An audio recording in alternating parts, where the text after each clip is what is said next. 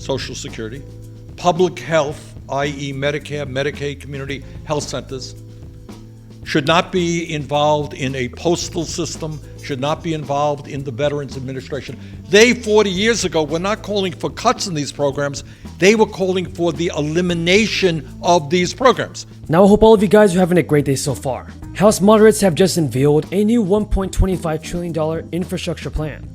In addition, we have several progressive lawmakers that are worried about President Biden and that he might compromise too much on priorities when negotiating on the next relief package. Now first everybody, before we get started, don't forget to subscribe to my channel and give this video a like. Should not be involved in a postal system, should not be involved in the Veterans Administration. They, 40 years ago, were not calling for cuts in these programs. They were calling for the elimination of these programs. That maybe the federal government would fund defense, but that's about it. Corporate world would fund everything else. Now folks, this Wednesday, a bipartisan group of House moderates unveiled an 8-year, $1.25 trillion infrastructure plan. The framework offered by the 58-member Problem Solvers Caucus calls for more than $959 billion for traditional infrastructure, including highways, bridges, rail, airports, and waterways. $25 billion of that money will be set aside for electric vehicle infrastructure, including electric buses. The plan also calls for $74 billion of drinking water for drinking water and wastewater systems. Now in the coming days, the group of 29 Democrats and 29 Republicans will offer proposals for how to pay for the package, but it is not backing tax increases that President Biden and the progressives want. About $762 billion of the package represents new spending. Democratic Representative Josh Gottheimer is the co-chair of the Problem Solvers Caucus. He said in a statement, "It's critically important that we get the robust infrastructure package signed into law, and that we do it with strong bipartisan support. This is the model for how we should govern in Washington. Democrats and Republicans working together to find common ground. Infrastructure investment can and will deliver real benefits to every American, and additionally has the unique power to unite us as a nation." Who's holding back our stimulus money, everybody? Is it the Republicans or the Democrats? Tell me your thoughts in the comments below. Now progressives like Representative Alexandria Ocasio-Cortez to moderates like Democratic Senator Michael Bennet are frustrated over drawn-out infrastructure negotiations boiled over.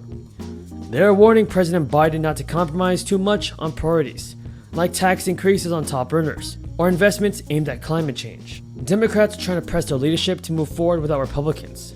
In a Twitter post, Representative Ocasio-Cortez stated, "President Biden and Senate Democrats should take a step back and ask themselves if playing patty cake with GOP senators is really worth the dismantling of people's voting rights, allowing massive corporations and the wealthy to not pay their fair share of taxes." The remarks illustrated growing impatience among Democrats about protracted negotiations that appear unlikely to achieve a deal on the scale that Biden has said is necessary. The lawmakers who hold key votes on Congress represent the squeeze that Biden is in, as centrists like Manchin continue to call for a deal with the GOP. And now the economy is slowly improving and job openings are being reported across the country. There are multiple signs of a fourth stimulus check arriving in your bank account anytime soon, but millions of American parents will be getting regular checks or deposits from the IRS starting next month. And we now know the specific dates that the IRS expects to send out child tax credit payments. Earlier this week, the IRS mailed out notifications to an estimated 38 million parents, letting them know that they are due for payments on or after July 15th. In the past, filers took the credit at tax time as one lump sum. The American Rescue Plan passed earlier this year, increasing the existing maximum child tax credit to $3,600 for children under 6 and $3,000 per kid for dependents between 6 and 17. It also set up a framework to prepay a portion of the funds over the final 6 months of 2021 through the IRS. According to the IRS, roughly 39 million households will begin receiving checks next month without any further action required. The IRS says those payments will be scheduled to go out the 15th of each month, unless that date falls on a weekend or federal holiday. That means these are the 6 dates we should expect payments to go out this year: July 15th, August 13th, September 15th, October 15th, November 15th, and December 15th. Now in a press release, the IRS stated, households covering more than 65 million children will receive the monthly child tax credit payments through direct deposit, paper check, or debit cards. The 6 payments will cover half of the proposed benefit for the year. That means most parents of a single child between 6 and 17 would see a $250 monthly check. Fully qualified parents of a child under 6 will be eligible for $300 from each check. The increased payments will phase out for higher income earners, including parents filing jointly who earn over $150,000. Now, if you guys want to receive the full benefit at tax time rather than monthly, then the IRS has one more date to keep in mind.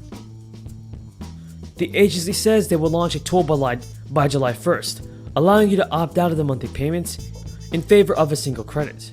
Thank you for watching, folks. Until next time, have a great day and stay safe. Talking about Social Security is going broke. It's going broke. We have to reduce benefits. We have to privatize it. We have to raise the retirement age. That is all total nonsense. Social Security has a $2.6 trillion surplus, can pay out every benefit owed for the next 26 years. Security has a $2.6 trillion surplus, can pay out every benefit owed for the next 26 years. It is not going bankrupt and it's not going broke. The attack on Social Security has nothing to do with deficit reduction because Social Security has never contributed one nickel to the deficit.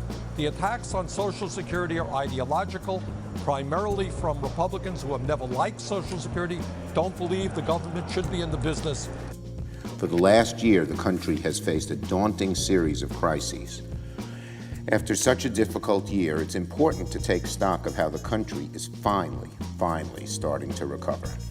Over a month ago, Senate Democrats passed the American Rescue Plan, supercharging our nation's vaccination drive and putting thousands of dollars into the pockets of Americans who needed it most.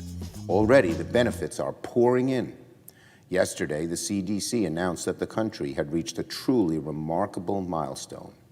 Over half of U.S. adults, 130 million Americans, have received at least one dose of the COVID-19 vaccine.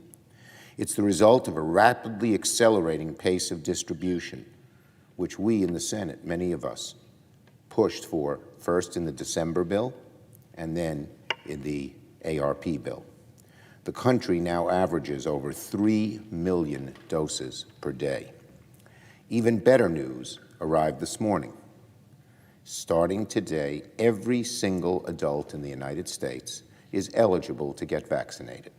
Let me say that again. All U.S. adults in all 50 states, Washington, D.C., and Puerto Rico are now eligible to get the vaccine, meeting the deadline President Biden set just 2 weeks ago.